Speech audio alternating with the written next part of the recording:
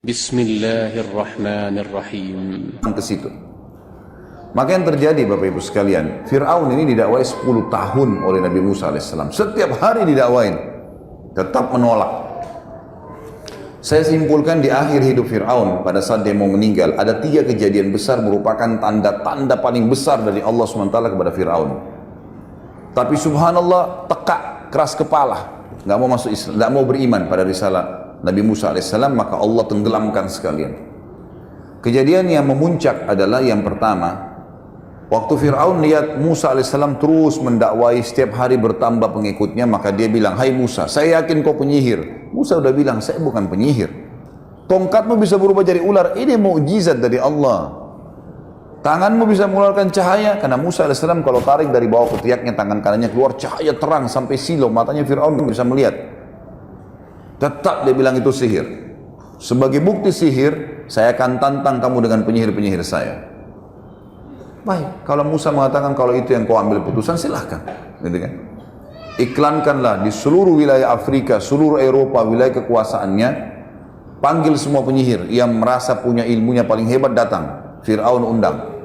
Fir'aun sudah dianggap Tuhan, datang semua dan boleh minta imbalan apa saja. Terkumpul dalam beberapa riwayat, ada yang mengatakan 1000 penyihir, ada yang mengatakan 10.000 penyihir. Kita ambil jumlah terbesar lah, 10.000 penyihir datang. Semua mengaku hebat.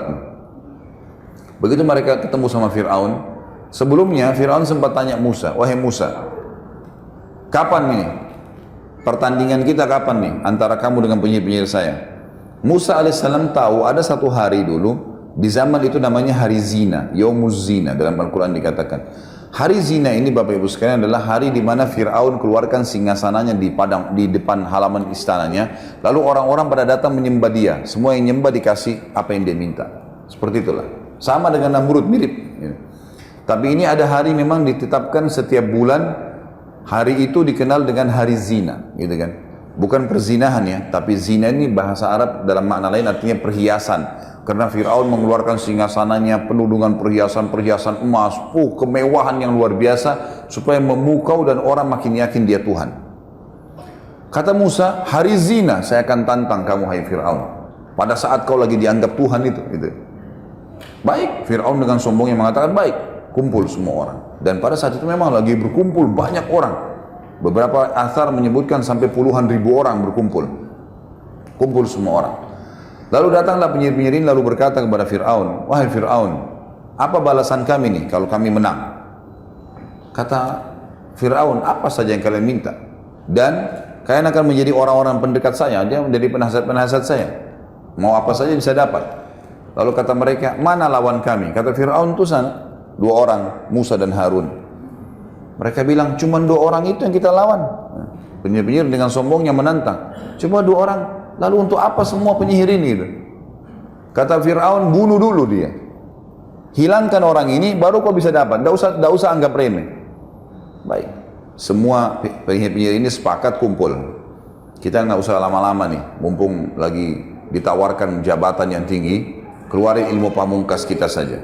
Ilmu tertinggi dalam ilmu sihir adalah ilmu mengubah benda yang tadinya tidak bergerak jadi bergerak, atau berubah dari wujud yang dari wujud aslinya berubah ke wujud yang lain, gitu kan? Seperti misalnya tali berubah jadi ular, pohon kesannya bergerak, tidak ada suara tiba-tiba kesannya ada suara, dan seterusnya. Seperti itulah. Untuk menakut-nakuti orang, karena kalau seseorang tidak takut maka tidak akan berpengaruh semua itu. Syaitannya nggak bisa buat apa-apa. Lihat tuh para penyihir-penyihir sekarang, kalau mereka mau menghipnotis orang, gitu kan? Di TV menepuk orang supaya bisa buat seperti yang dia mau. Sistem penyihir yang dilakukan, harus orang-orang itu dulu dikuasai sama dia, minimal takut, minimal percaya, baru bisa. Kalau tidak percaya atau tidak takut, disuruh turun dari panggung, nggak bisa, dianggap nggak bisa, karena ini nggak bisa dipengaruhi oleh syaitan, gitu kan? Orang kalau punya keyakinan kuat tidak bisa, gitu. Maka akhirnya penyihir-penyihir ini pun berkata, "Kita keluarin pamungkas ilmu bang." Apa itu? Tali-tali diubah jadi ular. 10.000 orang semua ini pegang tali, kemudian mereka lempar untuk dijadikan sebagai ular yang bergerak. Pertamanya mereka bilang pada Musa, "Wahai Musa, kamu yang nunjukkan kemahiranmu dulu atau kami duluan?" Kata Musa, silahkan duluan, lihatkan saja. Maka mereka pun akhirnya, kata Allah, mengubah tali-tali mereka, yukhayyalu min sihrihim annaha tas'a, mengubah dengan sihir mereka seakan-akan tali itu bergerak, berubah jadi ular dan bergerak. Maka semua orang bersorak-sorak waktu itu. Luar biasa ini kejadiannya, dan banyak puluhan ribu orang yang menyaksikan. Fir'aun pun dengan banggahnya duduk di singgasananya melihat kejadian tersebut. Nah, ini sudah luar biasa, 10.000 lawan 2 orang nggak mungkin. Sempat Nabi Musa alaihissalam dalam Al-Quran dikatakan fa'aujasa fi nafsi khifatan Musa. Musa alaihissalam sempat takut sejenak, sebentar, ragu nih. Lalu Jibril datang mengatakan, kulna la takhaf, kami berkata kepadanya, jangan kau takut, innaka antal a'la, kau pasti menang. Wa alqi ma fi yaminika talqafu ma sana'u innama sana'u kaidu sahir wa la yuflihu sahiru haitsu ata. Yang mereka lempar yang di tangan kananmu tongkat tuh di lapangan yang sedang ada pertandingan, gitu kan? Maka pasti akan membatalkan semua sihir-sihir mereka. Karena yang mereka lakukan adalah perilaku sihir, dan sihir tidak akan pernah bisa menang dari arah manapun dengan ayat Allah. Tidak mungkin bisa menang, gitu kan? Musa alaihissalam masuk, lempar tongkatnya. Ada alasan di sini.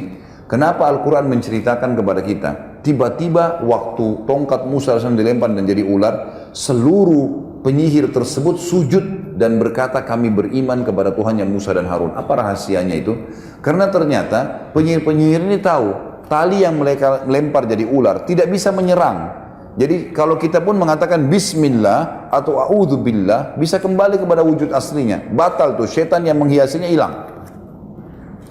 Maka mereka tahu betul itu sihir. Musa alaihissalam lempar tongkatnya, berubah jadi ular besar.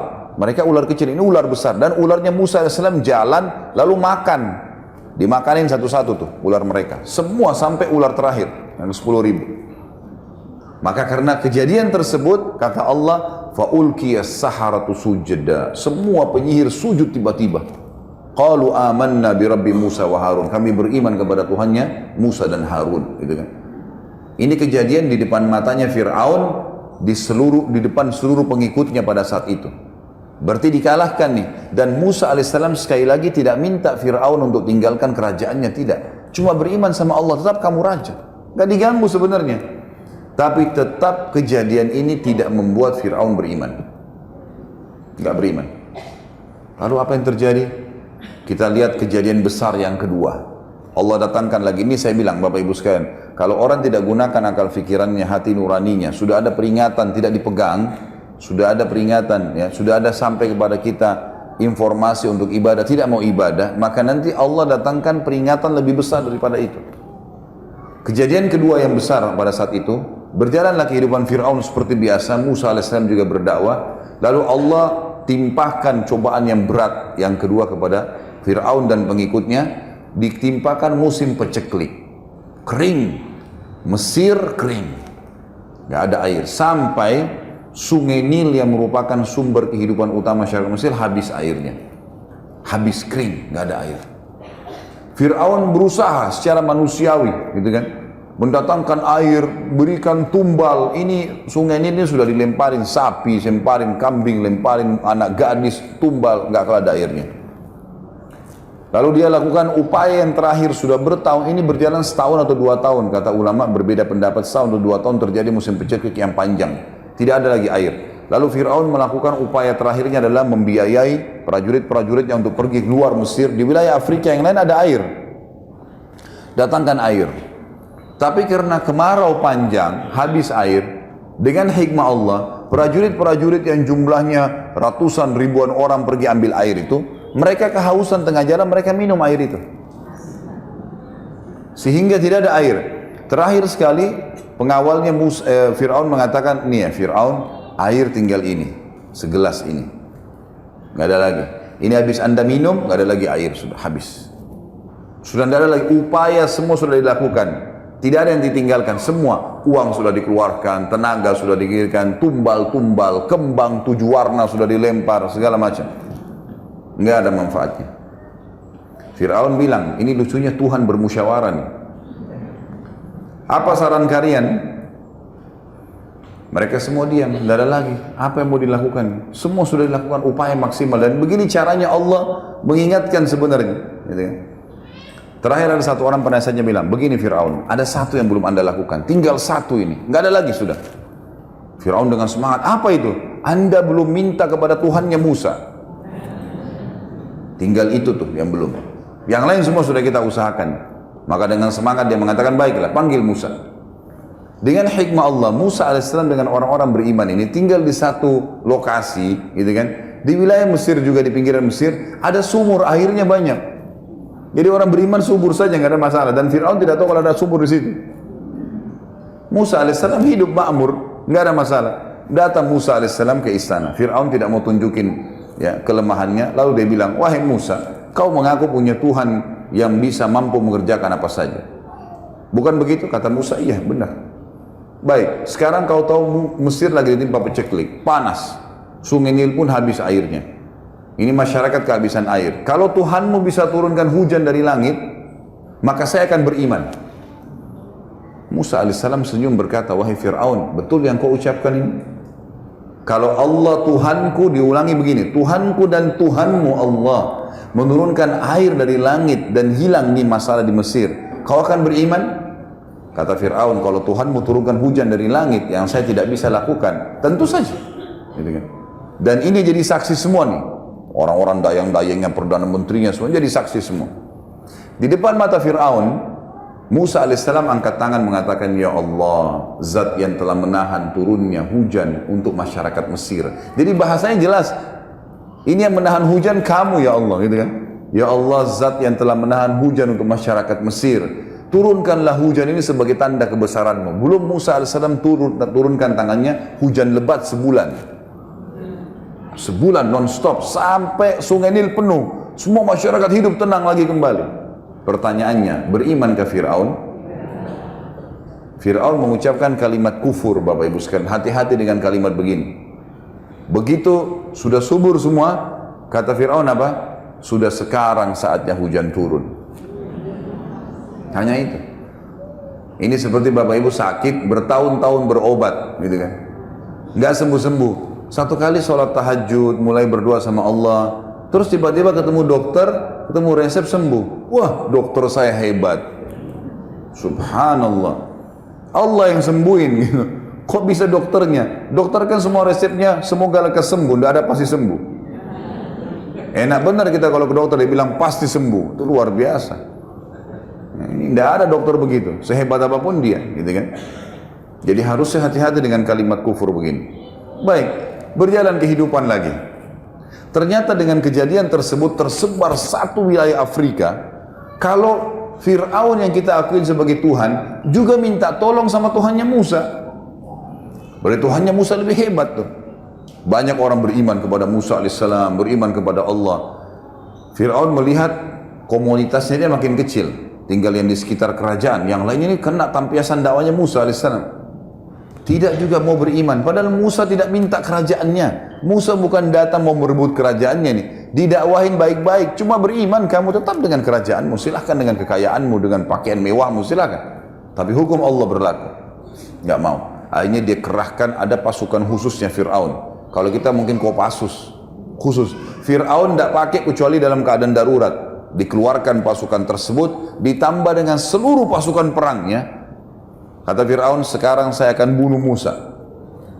Jadi bukan beriman, malah mau bunuh Musa.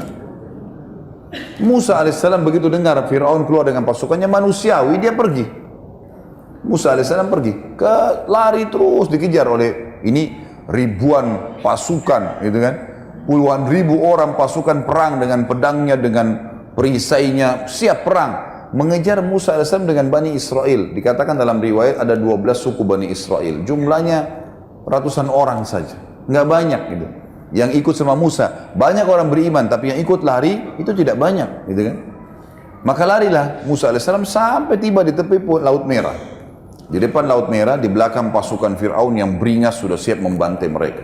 Bayangkan kalau kita di posisi Musa alaihissalam dengan pengikutnya, sudah takut mengikutnya, ini nggak ada senjata. Mereka rata-rata pengembala kambing, pegang kayu, bawa panci masaknya, nggak ada sesuatu yang dijadikan senjata.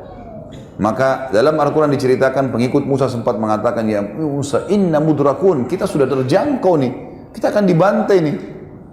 Dari sisi yang lain, Fir'aun pun berkata, waktu pasukannya sudah mengepung ya. Jadi puluhan ribu orang mengepung seperti ibaratnya di tengah-tengah ujung meja ini Musa alaihissalam dengan kelompoknya ini sudah ngerumun semua nih. Di belakang Musa alaihissalam Laut Merah. Kata Fir'aun, mana Musa? Tuh sana di depan, kata prajurit-prajuritnya. Allah menceritakan dari lisan Fir'aun, dia mengatakan, innahum lasyirzimatun qalilun. Oh cuman itu, gitu loh bahasanya. Sekecil itu jumlahnya, bantai aja. Dihabisin aja Musa alaihissalam. Karena dia sudah yakin dia menang, gitu kan. Dia sudah yakin ini nggak mungkin pasukan sebesar ini kalah, gitu kan? Nggak mungkin. Apalagi lawan pengembala kambing dengan baju biasa, pakai tongkat, ini pakai pedang, pakai perisai, pasukan lengkap untuk berperang. Maka kata Musa alaihissalam kepada pengikutnya, kalla inna ma'iya rabbi sayahdin. Nggak mungkin, Tuhan saya akan berikan petunjuk. Maka Jibril datang satu instruksi, tidak lebih dari itu. Musa, cambukkan tongkatmu di mulut atau di bibir dari Laut Merah. Itu saja. Tidak ada yang lain. Nggak ada informasi nanti laut akan terbelah. Nggak ada. Musa alaihissalam orang beriman. Ini contohnya Bapak Ibu sekalian. Jadi orang beriman itu patuh. Jangan. Udah tinggalin. Kerjakan. Selesai. Halal nikmatin, haram tinggalkan. Nggak usah cerewet. Jangan rewel. Kenapa begini? Kenapa begitu? Kenapa begini? Banyak orang rewel soalnya. Kenapa duhur sama asar 4 rakaat ya? Sama-sama siang. Kenapa nggak jam 2 aja 4 rakaat? Loh Tuhan maunya begitu. Kok kamu yang ngatur, ini aneh. Ciptaan mengatur nggak mungkin. Makhluk mengatur pencipta nggak mungkin. Maka terjadi seperti itu. Musa alaihissalam dan para nabi-nabi memberikan pelajaran kepada kita. Ibrahim tadi disuruh berdiri saja, nggak buat apa-apa. Lakukan. Disuruh sembeli anaknya, sembeli. Pas mau sembeli nggak jadi, Allah selamatkan, gitu kan? Seperti itulah. Maka Musa alaihissalam disuruh cambukan. Musa belum tahu nih. Jibril datang bisikin, cambukan tongkatmu. Itu saja perintah Allah. Baik, cambuk. Di depan matanya Fir'aun lihat, ini sudah depan mata nih, sudah kelihatan, tinggal diserang saja Musa alaihissalam. Jadi kelihatan tuh angkat tongkatnya Musa, lalu Musa memukulkan di pinggir Laut Merah. Kejadian besar yang ketiga yang paling besar dalam kehidupan Fir'aun sebelum Allah tenggelamkan, berdiri air laut tersebut, Laut Merah seperti dinding yang besar, gitu kan? Berdiri air laut di depan mata kita, ini bagaimana? Luar biasa nih, berdiri air laut dan terbagi menjadi 12 bagian. Jadi setiap suku Bani Israel lewat di satu gang, gitu kan, supaya bisa selamat. Fir'aun waktu lihat itu, bukannya malah kagum atau misalnya berhenti, gitu kan? Ya sudahlah, kalau gini ini luar biasa Musa. Penyihirnya sudah kalah, hujan sudah turun pun di Mesir. Ini lagi air laut di depan matanya kelihatan. Ternyata tidak. Instruksinya Fir'aun memang dasarnya dia suka jahat, yaitu juhud itu suka membangkang. Maka dia mengatakan, kejar cepat sebelum Musa selamat ke pinggir. Masih dikejar sama dia. Dia masuk di antara air itu, lorong-lorong air itu. Sudah luar biasa dikuasai sama syaitan, gitu kan. Akhirnya Allah selamatkan Musa dengan pengikutnya, lalu tenggelamkanlah Fir'aun dengan pasukannya. Semuanya tenggelam. Lalu Allah ceritakan kepada kita dalam Al-Quran tentang apa yang Fir'aun ucapkan. Waktu sudah mulai tenggelam, baru dia bilang, amantu billadzi amana bihi banu Israel, ya, saya beriman kepada apa yang diimani oleh Bani Israel. Kata para ulama, dia nggak bisa lagi ucapin Allah karena sudah bangkangnya. Saya mau beriman, gitu kan? Kata Allah, al-ana, sekarang, waqad kunta minal mufsidin, sebelumnya kau menjadi perusak di muka bumi, gitu kan? Gimana caranya? Hari ini kami akan selamatkan badanmu sebagai tanda-tanda kebesaran untuk orang-orang yang datang setelahmu. Sampai sekarang di museum di Kairo bisa dilihat muminya Fir'aun. Masih ada. Jelas ada fisiknya, inilah orang yang membangkang kepada Allah. Seperti itu. Maka habislah kehidupan Fir'aun yang penuh dengan kerajaan, kekayaan, kelebihan fisik, pasukan yang kuat, hanya karena kufur kepada Allah. Subhanallah walhamdulillah ولا إله إلا الله والله أكبر سبحان الله والحمد لله ولا إله